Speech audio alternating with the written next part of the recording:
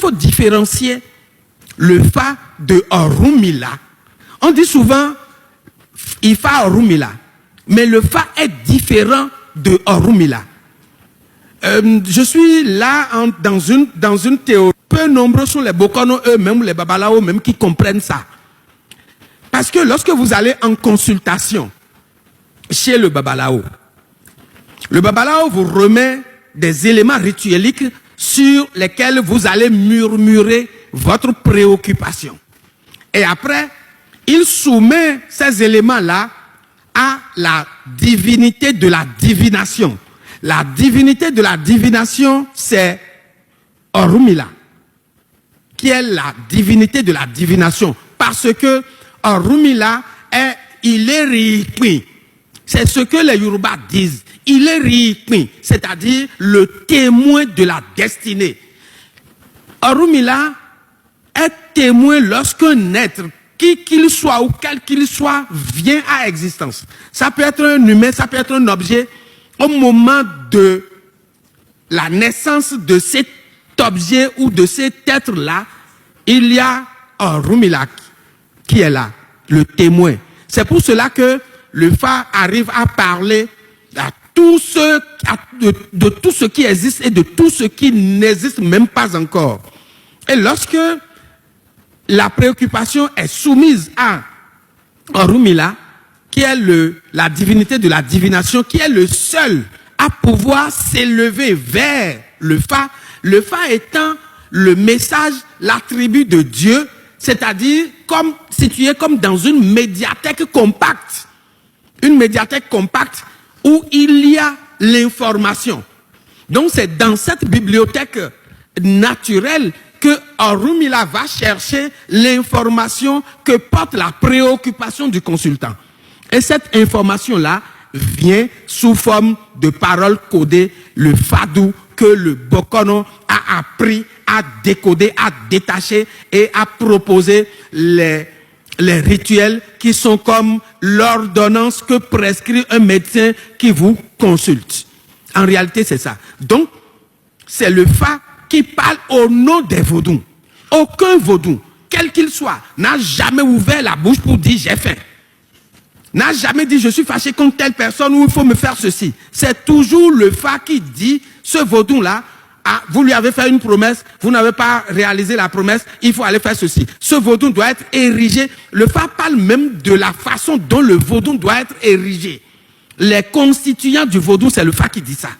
Donc, le Fa est le grand vaudou, en réalité, qui parle au nom de tous les vaudous. C'est pour cela que, en réalité, tous les vaudous viennent s'agenouiller devant le Fa.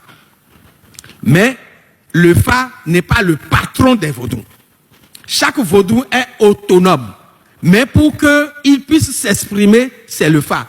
Même les koris que nous lançons, ou les kolas, les avis et autres que nous lançons, c'est le Fa. Puisque le langage des koris, le langage des kolas, c'est le langage du Fa, en réalité. Quand vous lancez et vous dites Djogwe, quand vous lancez, vous dites Aklan, c'est le Fa que vous appelez comme ça. Par conséquent, c'est le Fa qui parle au nom de ce vaudou. Le vaudou communique ses intentions au Fa qui dit maintenant au consultant ce que le vaudou est en train de vouloir. La sorcellerie, nous ne le dirons jamais assez, puisqu'on a posé la question de savoir le lien entre le Fa, le vaudou, le christianisme, l'islam et le vaudou. Le vaudou est une religion. Autant qu'il est une façon d'être, une spiritualité et une façon d'être.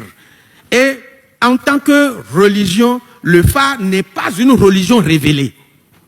Le Fa n'est pas une religion révélée, c'est une religion authentique, une pratique multimillénaire que nos ancêtres avaient eu et que nous continuons de pratiquer. C'est pour cela que le vaudou est une culture. Il y a une culture du vaudou. Et dans le vaudou, vous avez beaucoup d'éléments de science. Vous avez une médecine vaudou. Vous avez une cuisine vaudou. Vous avez des plantes qui sont des plantes du vaudou. Et à partir de ce moment-là, toute la société ou toute la communauté baigne dans cette culture-là et chaque jour, je peux vous assurer, chaque jour, nous consommons, je mets consommer entre griffes, nous consommons du vaudou sans le savoir. Puisque nous sommes dans une culture vaudou. Même quand vous dites, je ne suis pas de cette culture, je ne suis pas de cette culture-là, mais, ou du moins, je ne suis pas de cette religion, mais la culture vaudou qui nous encadre, nous sommes là-dedans. Prenez le simple fait de l'égrégore familial. Dans la plupart des maisons, nous avons la case des Assignes, qui est la case des ancêtres, où nous avons les autels portatifs. Ça procède déjà du défunt, du vaudou. Puisque ceux qui sont là, les défunts qui sont là et qui constituent l'égrégore familial, ce sont des défunts qui ont été élus au rang de saints. Parce qu'il y a une sanctification, une béatification qui conduit à l'ancestralisation avant que l'ancestralisation ne nous amène au culte des ancêtres. Donc voilà à peu près comment ces liens-là sont établis à ce niveau-là. J'aurais souhaité intervenir sur les préoccupations du professeur Bako. Quand je dis alchimie, l'alchimie, c'est la possibilité de transformer un métal et de l'amener au métal pur qui est l'or. Qui est l'or. C'est déjà une science puisque il y a une démarche, une méthode pour y arriver. Si nous considérons la science comme ayant un objet d'étude, comme ayant une méthode d'investigation et comme devant avoir une possibilité de vérification, on peut l'admettre ici. C'est vrai que les orthodoxes de ce que l'on appelle la science ne reconnaissent pas l'alchimie comme étant une science. Je suis d'accord avec le professeur à ce niveau-là. Ils ne reconnaissent pas la chimie comme étant une science réelle. Parce qu'ils disent qu'il y a des éléments spirituels qui rentrent dans le fonctionnement de l'alchimie.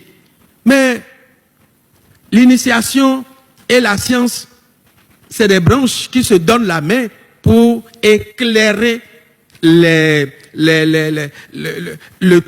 traversée terrestre de l'humain. Nous ne pouvons donc pas refuser cela. La sorcellerie n'utilise-t-elle pas le sang? Dans les éléments de l'anthropologie négro-africaine, en tout cas chez les Noirs, nous avons l'élément sang. Parce que le sang est considéré comme je parle de ce que je sais. Je sais que c'est universel. Je sais que c'est universel. Mais lorsque nous parlons, nous revenons chez nous ici, nous disons que le sang, c'est l'élément fondamental.